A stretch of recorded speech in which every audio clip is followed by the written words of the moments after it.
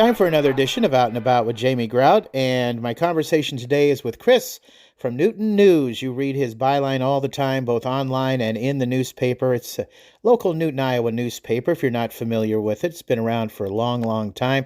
He tells us about his history in journalism, why he decided to get into this business in the first place, some interesting stories to tell, and what he likes best about living in Newton, so hang on for that. But first, a word from our sponsors, including Newton Des Moines East KOA. Listen for Dana in just a few minutes to tell us about a retreat package that they have going on at Newton Des Moines East KOA. It's a great place, and of course, if you're looking for a place to meet, it would be Alta House out there by the KOA campground too. But they have all kinds of things going on, and in our last Out and About with Jamie Grout, we talked about their new services, including handyman service, storage service for your RV over the fall and winter months, and now the retreat package that they're going to have going on at Newton Des Moines East KOA. Other sponsors include Clem & Mackey Insurance on First Avenue, Newton. They are your independent insurance agent, which means they are associated with several insurance companies to find you the lowest insurance rates. Clem & Mackey Insurance, where your insurance policy comes with an agent. Give them a call today at 641-792-5040. Ryan's Tire and Auto on First Avenue in Newton. It's a great place to go if you need tires, if you need oil change or whatnot. They have all kinds of great services there at Ryan's Tire and Auto. And my pal Terry Thorson, who graduated with me, said about Ryan's that he and his team are the best. Quality work and customer service second to none. Give Ryan and his gang a call at 641-841-2134. Also, Jersey Freeze on Highway 14, just south of Monroe. And it's a great place to go if you want to get a malt, shakes, along with sundaes, banana splits, and you can pick from their selection of chopped up candies to be blended with Jersey Freeze ice cream. Use their drive-up or walk-up window at Jersey Freeze right there in Monroe. Pizza Ranch at I-80 and Highway 14 in Newton. Monday, they have half-price games. Tuesday, Kids Night, free kids buffet with the purchase of one adult buffet. Wednesday, double points, and you should check them out on Facebook. Also, want to thank the gang at Free Classified Weekly, too. You'll see our little ad in Free Classified Weekly. You can find those at several convenience stores around the area, including Casey's and the Hy-Vee Fast and Fresh. Also want to thank the folks at Newton Clinic. Just called them this morning about a refill that I needed, and they have great service there. And you can learn about cholesterol, its risks, and how to manage and prevent high levels. Discover heart-healthy tips and strategies to maintain optimal cholesterol with Newton Clinic. And on their Facebook page is a picture of Dr. Chan, and he's talking about understanding cholesterol. So check that out. Again, that's at the Newton Clinic Facebook page. And they say when it comes to your health, you shouldn't have to wait. That's why they offer walk-in appointments and urgent care.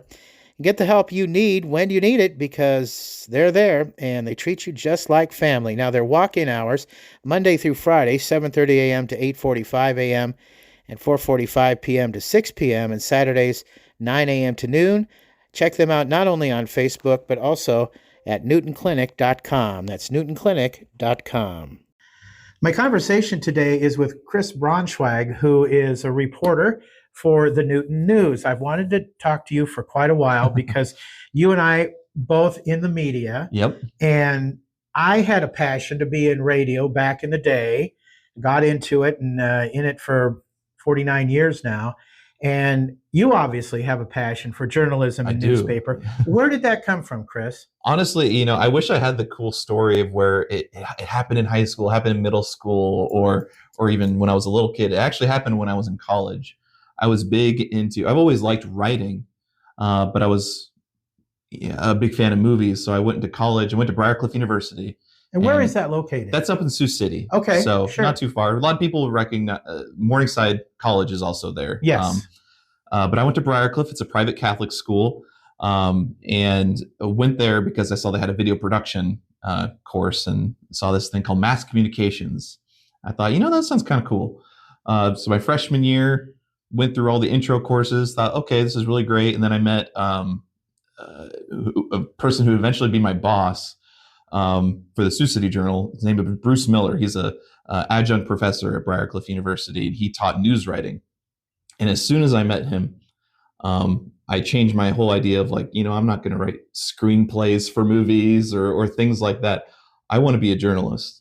I want to be, because he was a movie critic at the time. And for me, that sounded really cool because I was always just big into movies and sharing my opinion of those movies. And then it just kind of evolved from there.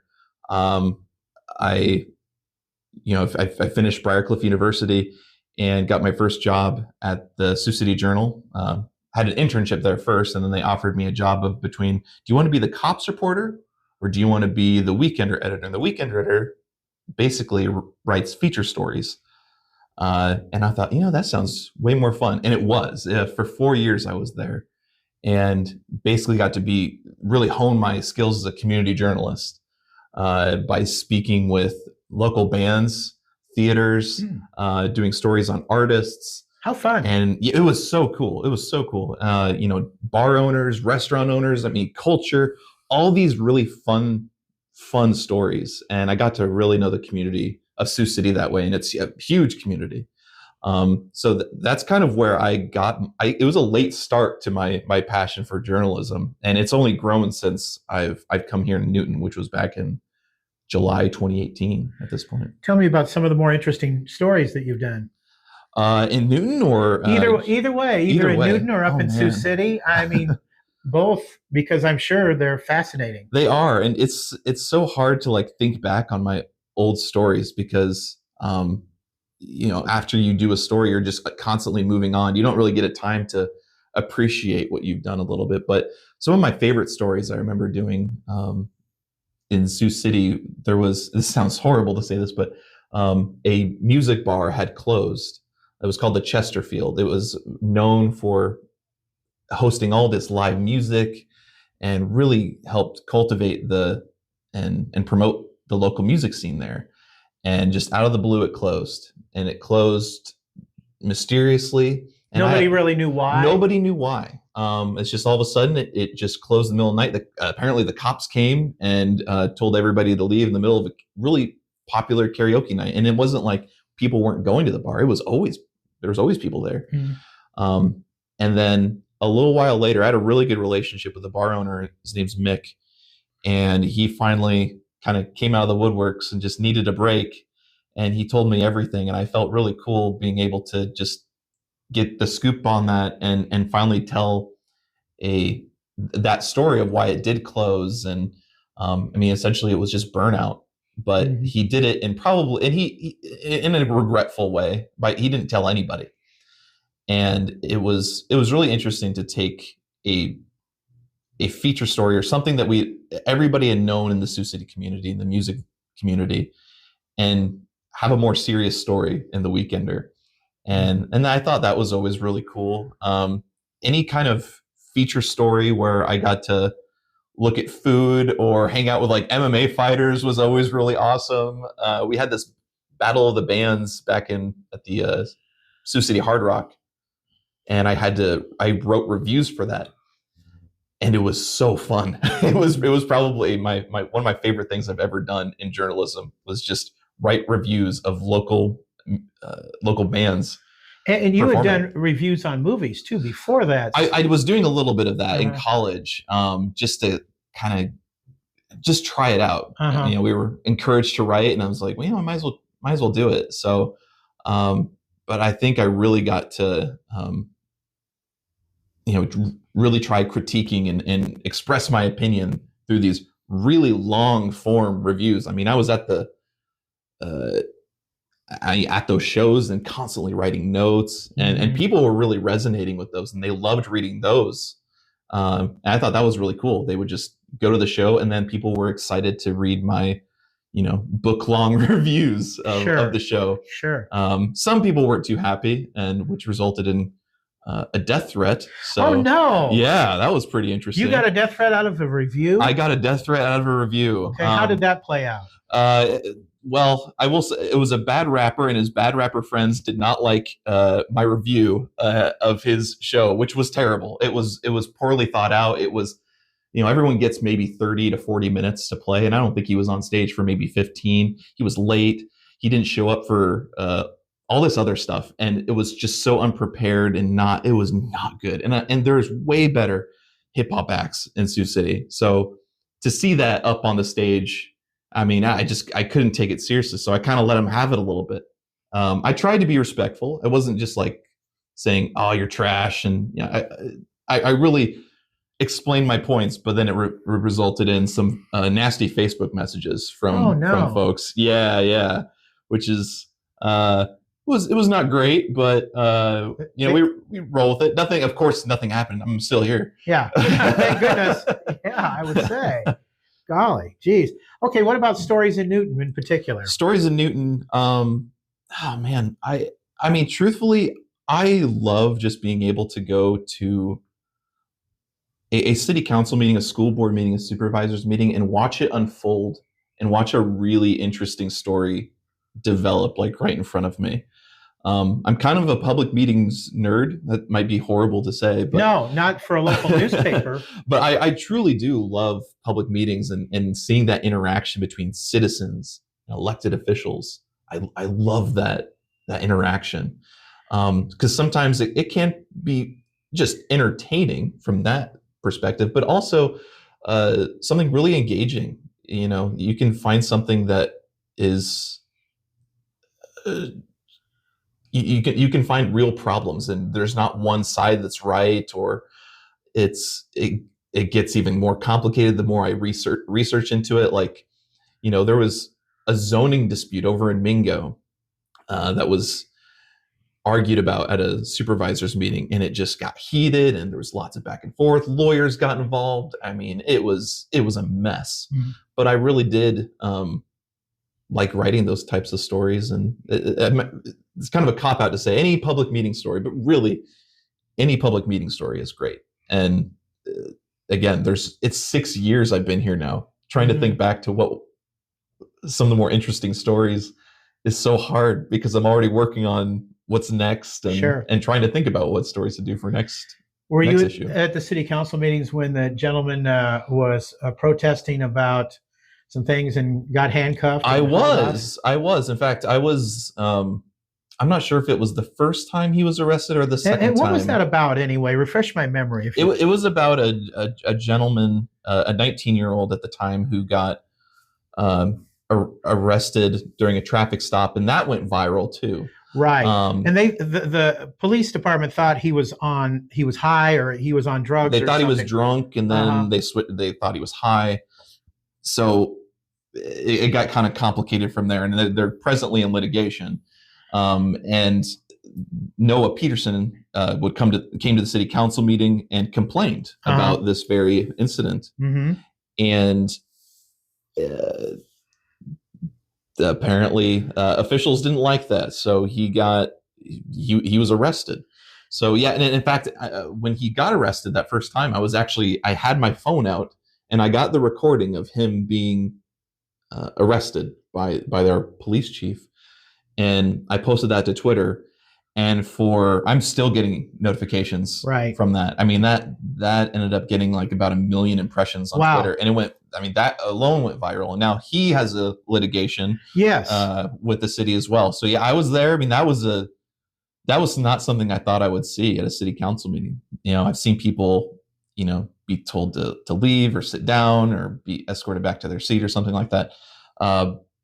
This was totally different. It shocked the heck out of you. It was. I didn't think that would happen here in little old Newton, but it definitely brought a lot of attention, probably unwanted attention to the city, I'm sure. But you know, I got to put that news out there. That's my job. Well, sure. So. Now, when you came to Newton and a lot of these things happened, did it kind of surprise you a little bit that all this stuff was going on? Yes. Being, you know, from Sioux City, thinking, oh, Newton, Iowa, they'll probably be quiet and sleepy. And I was kind of hoping it would be a little quieter, I thought I was like, this is going to be my little retirement area. I can just kind of chill here, a nice community. I'm sure there'll be some things here and there, but if anything, I think Newton's probably even more interesting than Sioux City.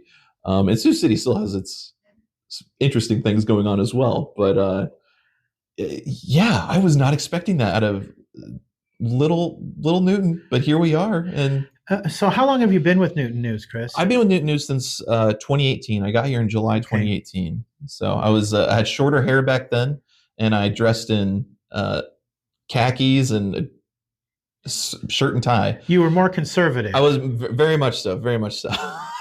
Now you got long hair. I got long hair, got the beard. hat on, Yeah. jeans. Who cares? I'm living a little bit more comfortably, where I can just, kind of match the town a little bit. So what do you think?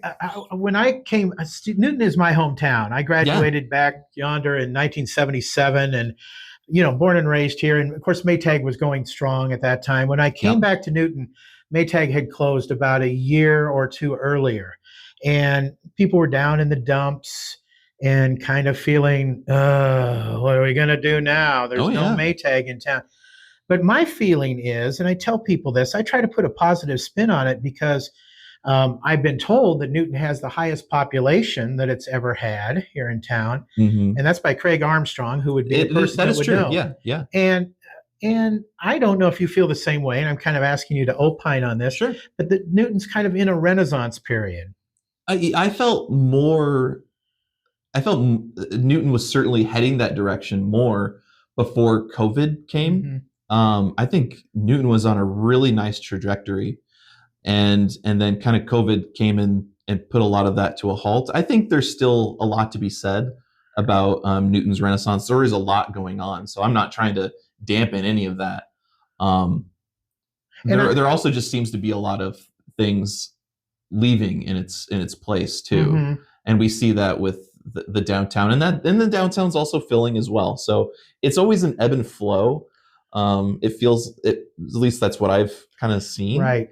But Newton is certainly getting to a point where it's making more headlines in more positive ways. Mm-hmm. Like the NASCAR race. Sure. That was huge. And now that it's coming back, that's way better for Mm-hmm. the city. And so I'd agree, but also I'm tapering my Sure. agreement a little bit. Sure. Well, I know TPI is supposed to be coming back at some point. That's true. Too. Yeah. And when it does, I'm not sure. I don't know what they're going through or what's happening with that. And I could probably do a podcast on that whole thing Certainly. at one time too. And they're supposed to be at some point building some softball fields or baseball fields out by Yeah, Project Fast Pitch. Yeah. Yes, out there. So I think we're all really hopeful that this kind of thing will happen for Newton. Very much so. And I think to me, one of the biggest problems with Newton is sometimes Newton gets in the way of itself a little bit. How do you mean that? I mean that by people got really burned by Maytag leaving, and very much so. I think there's some, you can almost call it trauma, like a community trauma. And so people are maybe a little less trusting, a little more testy. And, so when new things are announced, they expect results right quickly. And maybe that's not how things work. And, other things like COVID get in the way. And some other folks just don't want to see Newton to change. They want it to go back to some other era that they loved about Newton. And Newton was like this, and it was so much better. And you can't do that. Newton can't really we can't go back in time. Right. But we can try to grow from what we have.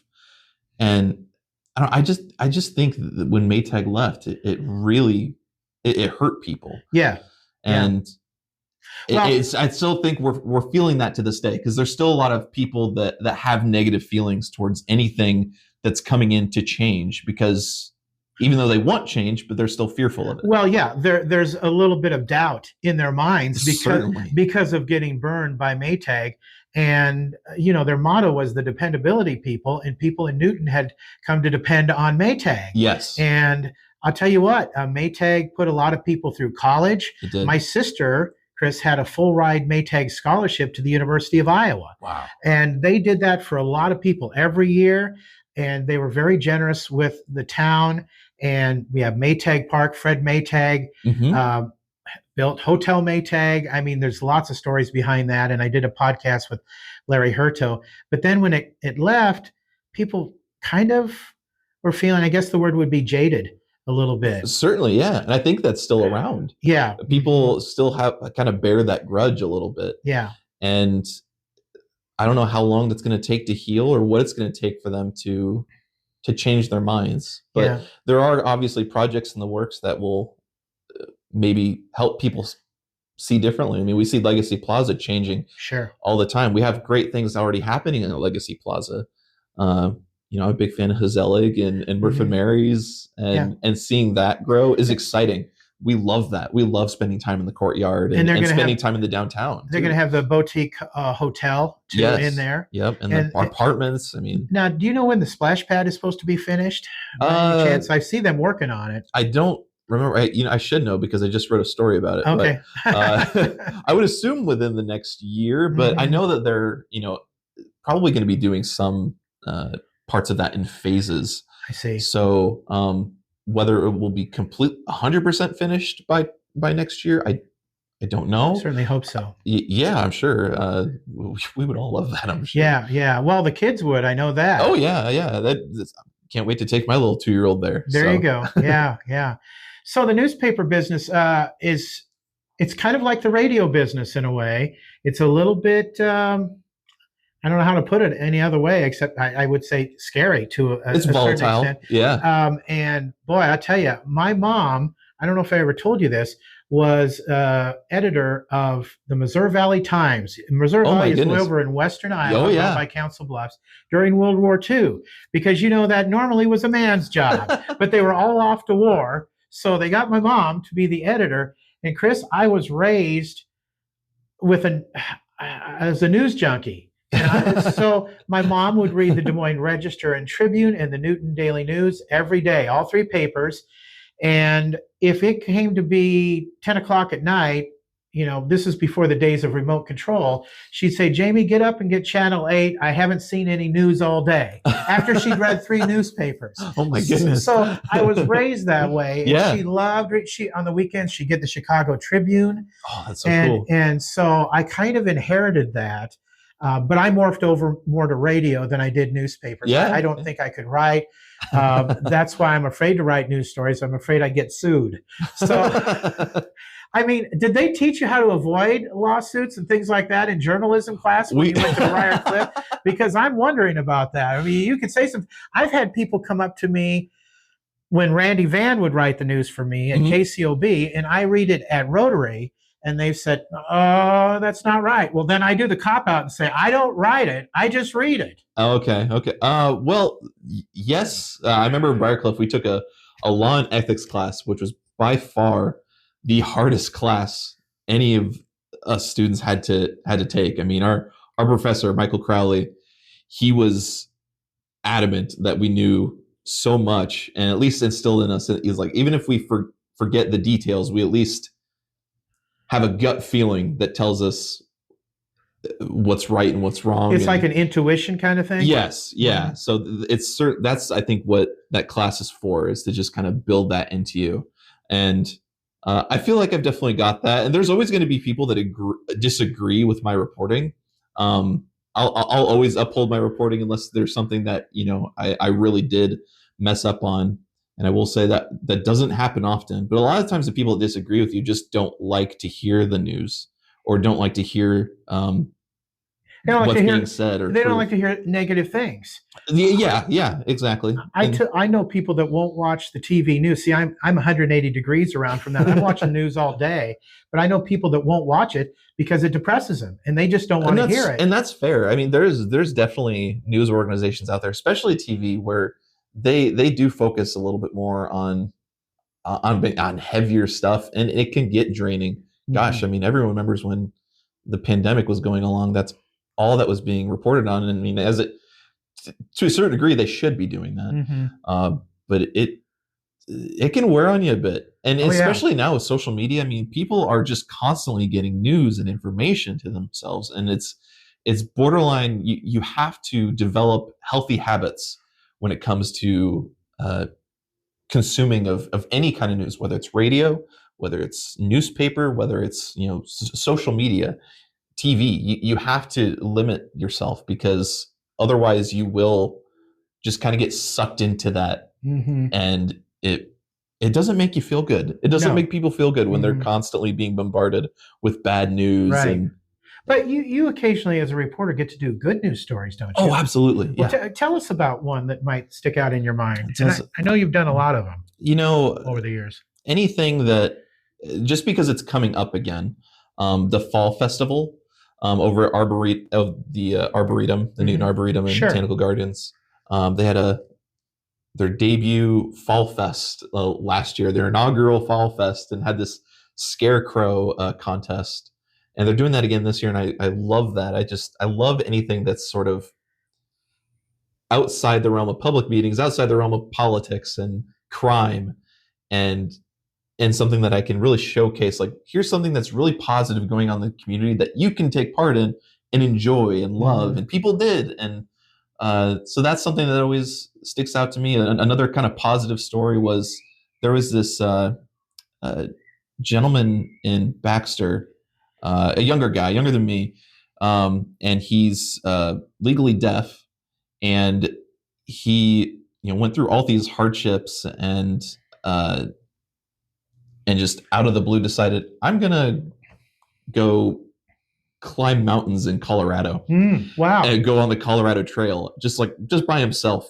Wow. That is quite a story. Yeah, I mean, he eventually ended up meeting some people, and going by yourself on a journey like that, that's pretty tough. But he Hmm. eventually did stumble upon some people and make some friends, so he got to go along with that. But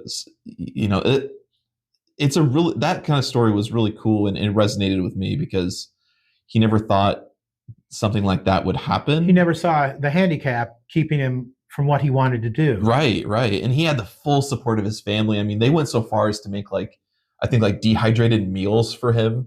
Uh, and it's just so cool to see a family like that just come together for someone else in their family so that they Sure. can, realize a dream and do something. Because I mean, he quit his job to do this. Oh, wow. I mean, he just wanted to do something completely different, and he did it. Hmm. And some people, when they look for that kind of journey, they need a break from the monotony. And I think he was working as an engineer or something, and he just needed. He's like, I need to get away. Right. And this was certainly one way to get away. Yeah, I all would the way say. to Colorado. I would say. I know what you mean because I always liked reporting from the Jasper County Fair. Oh, Yes. yes. There's a lot of good news stories All there. of those stories are wonderful. Yeah. And the kids and then the adults who are their advisors. And of course, there's a lot of little festivals going on. We have Newton Fest, but also Baxter Fun Days and Monroe Old Settlers in the county. Yeah, I love covering that. Yeah, love going over those to are the pictures. fun things that you get to do as a reporter. So that's fantastic. Those are great. I love community events where I can do that. I mean, we just had one when RVTV was in town, and it was really cool going to the pep rally and just seeing how many people were there and just the level of excitement that people had. That was great. That was cool. And it's a nice reprieve from just, some of the stuff that can get a little draining for me. As much as I love covering public meetings and even politics to an extent, that weighs on me too. Because that's another way I'm consuming my news is just right there on the front lines, essentially. Okay. Couple more questions and then we'll wrap up. Please, yeah. Well, a question and then a comment about you. Oh, no. No, it's good. What do you like best about living in Newton in Jasper County? What I love best about Newton is, as someone so I spent the first 4 years of my life in Newton. Oh, you did? 3 or 4 years of my life. Yeah. Oh, so you came back home. Essentially, yeah. Oh, I didn't know that. My mom and I lived in a house, gosh, maybe southeast of the fire station. She knows the exact address still. I don't know it. I was too little. But I remember Newton. I remember coming to Newton. I remember coming to Jasper County because my mom lived in Prairie City and she went to, back when it was Prairie City High School, not PCM. So I already had a familiarity with Jasper County. And I grew up, I guess my hometown would technically be Altoona. I went to the Southeast Polk school system, and nothing's wrong really with Altoona. It's just it's grown so much and it's changed so much from when I left in 2010 and came back in 2018. 4 years in college, 4 years working for the Sioux City Journal. It looks so different to me. And I think my wife and I both agree that it felt different, and we wanted something smaller but still big enough to where we can live comfortably and have all of those amenities that we enjoy. Mm-hmm. Um, and I think that's what we like about Newton. It's that nice middle ground Mm-hmm. between small town and reasonably sized metro. It blends perfectly. And I mean, and we do love Jasper County. We love going to Monroe and Prairie City, stopping in at, Goldie's or Jersey Freeze to get some ice cream, and going to Colfax. The downtown is always really fun. Those shops are cool. And it's just an exciting place. There's lots of little hidden gems in Jasper County that we really like. So just, I think the feel of it just being that middle ground space is what we really love about Newman, and just the sense of community. I mean, you see the cardinals everywhere. And so does my daughter. One of her words she actually knows is cardinal, and she will point it out and scream it at the top of her lungs anytime she sees a cardinal. We walk by the water tower, drive by the water tower, cardinal. Like, yes, that's the cardinal. And that's really cool to see. It's just everyone kind of, I want to see more of it. Mm-hmm. I want to see us really like band together and really make Newton as great as it can be, because it has so much potential. And that's something that my wife and I see too, and that's why we and that goes for the greater Jasper County too. There's just so much potential, and we want to be here for that. Chris, you're almost echoing what the director of the Newton Chamber of Commerce said. Oh, really? Yeah. It's kind of in the middle ground. It's a bit of the big city and the small town at the same time. So that's really great. A couple things I want to mention about Chris. Chris is a big-hearted guy, very much so. I know that when I go to events, by and large, for the Salvation Army, Chris is there. I have been an auctioneer for their quilt auction, and in fact, I think it's coming up again next month. It is in November, and they've asked me to do it again, and I hope to see you there. We'll be there. We'll be there. You weren't there, however, at the appreciation meeting when I got a pie in the face. That's right. But that was fun, let me tell you. I was hoping you'd be there for that. But I was horribly sick at that time. Oh, okay, sure, I get that. But I think it was leaving the quilt. It was either leaving the quilt auction, or you had come to a Rotary meeting, and maybe it was when those guys flew around the world to help prevent polio. Mm-hmm. I have lower back problems, and at that time I was really in bad pain. I still have some pain every now and then. I take meds for it.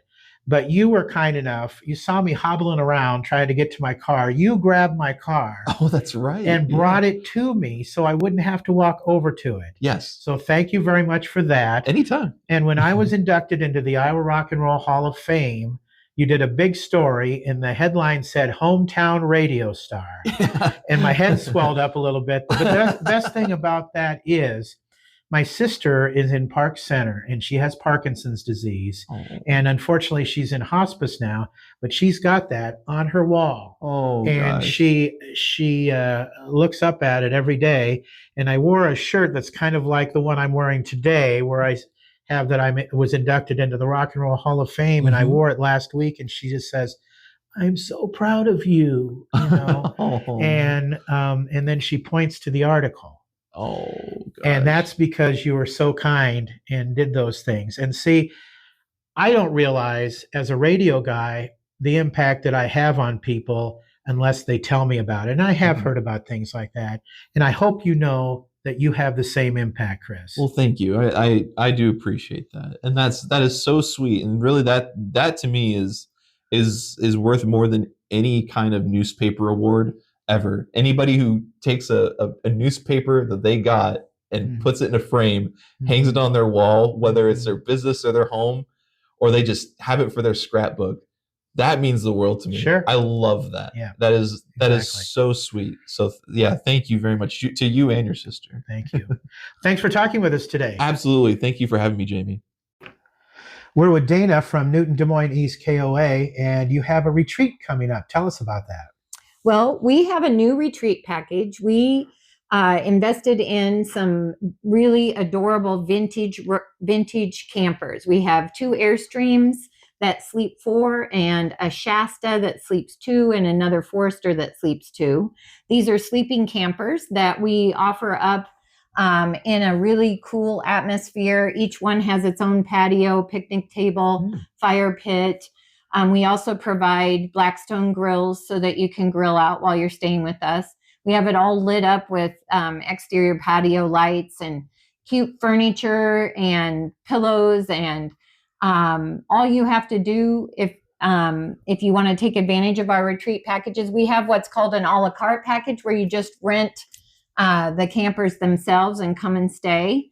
But we also are offering a retreat package that's called all inclusive, where we actually provide all of the food that you would possibly need for a weekend. Wow. And we buy meats from Ulrich Meats out of Pella. We buy local hamburger patties that are grass-fed. We provide the coleslaw, the potato salad, chips, waters, everything that you could possibly need. We even make homemade cookies and homemade brownies for desserts for the weekend. And all you and your family or friends have to do is show up. We can accommodate up to 12 people in the vintage row. And the pricing will be based on the items that you wish to take advantage of. But we've had people stay there. We have some great photos. You're going to be seeing us launch this program here coming up this next week in the first part of September. We're kind of late in the game this year, but we're hoping that we can introduce it to people and they can make their plans over the holidays and get booked for next year, because this is a spectacular program. You're right at the base of our pond, right across from the camp office and the pool, right across from the playground, plenty of parking. It's just a great experience for those people who want to experience camping or want to reminisce about the past if they used to camp in an Airstream when they were a kid. These are all 1960s, early 70s campers. And I think people would really enjoy it. We named them after the Golden Girls. Oh, okay. So we have Rose and Dorothy and Sophia and Blanche. So, and each of the campers on the inside are decorated accordingly. So you need to come out and take a look at them. We invite people to just come out and take a look and see what we're talking about. And we would love for you to book a weekend with your family or friends at the Newton Des Moines East KOA Vintage Row. Sounds like fun. How can they get a hold of you? All they need to do is call 641-792-2428. One more time with that phone number. 641-792-2428. Until next time, out is out. See ya.